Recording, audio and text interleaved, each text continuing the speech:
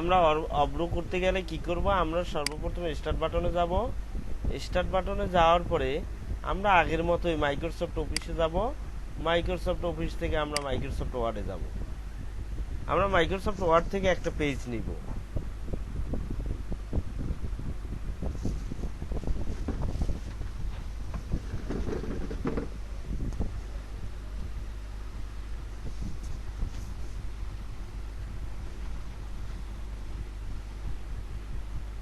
Page নেওয়ার পরে আমরা সবসময় অব্র ভাষা, সবসময় এই সফটওয়্যারটা দেখব, এই সরোয়া দেওয়া অব্র।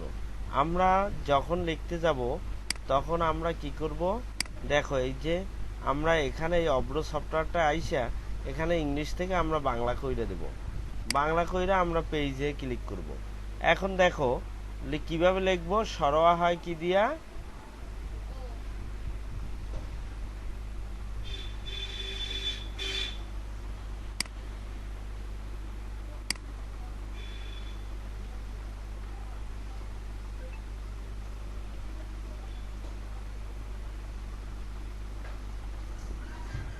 আমরা সরোয়া, আমরা যদি অক্ষরগুলো আমাদের মনে না থাকে, তোমরা একটা কাজ করবে, এখানে ক্লিক করবা, এই দেখো একটা শীট আসবে।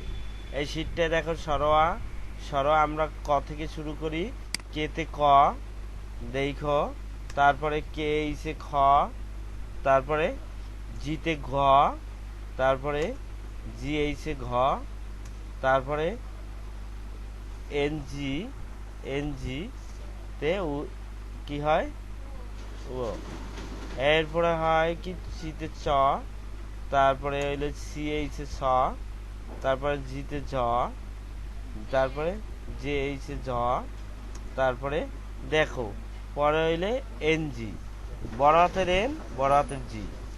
আর উমো এটা হয় বড় হাতের এন ছোট হাতের জি।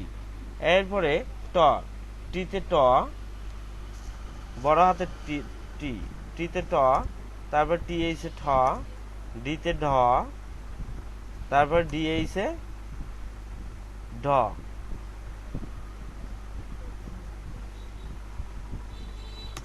ঠিক আছে, তারপরে হইল ন, ন হয় কি দিয়া, এনে ন।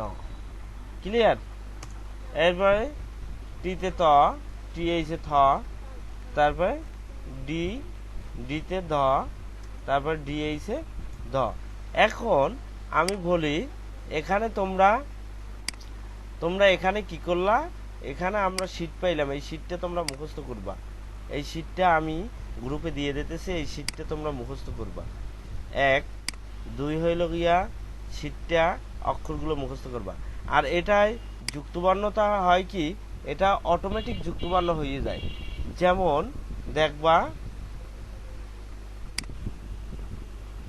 এই ডি আবার ডি, দেখো দর হয়ে গেছে।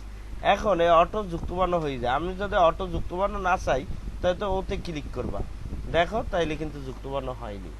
যুক্তবর্ণ যখন লাগবে ও অটো হয়ে যাবে। এখানে এই শীটটা মুখস্থ করবা। এরপর একান্ত যদি তোমরা লিখতে না পারো, তখন তোমরা যাবা কোথায়, আমরা আসবো এখানে। এখানে আসার পরে আর একটা শীট পাবো। দেখো এই শীটটা আমরা ক্লিক কইরা এই শীটটা আমরা লিখতে পারি। তোমার যা প্রয়োজন হয় তুমি তা এখান থেকে নিতে পারো, ওখানে লেখা হবে। ঠিক আছে, এটা হইল যে একদম না পারে তখন হইল এখান থেকে নিবা। আর তাছাড়া এখান থেকে নিয়ে কেউ করতে পারবে না। এই শীটটা মুখস্থ করবা, মুখস্থ করার পরে এখানে বাংলা বানাবা, মুখস্থ করার পরে এই শীটটা মুখস্থ কইরা এখানে লিখবা। এই অক্ষরগুলো সব কালকে পড়া থাকবে। আর কিছু বোঝার বাকি আছে? কও, বোঝো না এমন কিছু আছে? এটা তো আমি মনে করি তোমরা সবাই পারবা।